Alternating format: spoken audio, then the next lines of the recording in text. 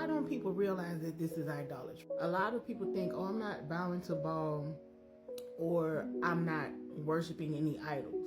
But the moment that Yahweh says no sex outside of covenant, no drunkenness, no witchcraft, no pride, forgive, walk in holiness, or to be set apart, and you said, I hear you, but I want to do this instead, you made that decision. Your God, lowercase g, because you chose to obey it over your obedience to Him. That is idolatry, people. And I'm gonna be real. When I realized that I was living in idolatry, it broke me.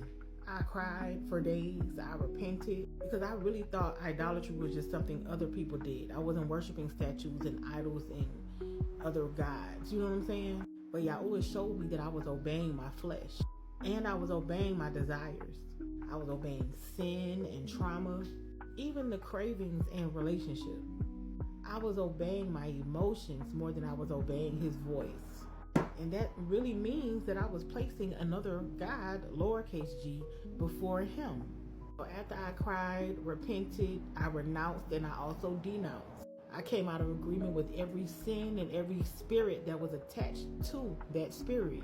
And I replaced those agreements with His word. And then I renewed my covenant with Yahusha.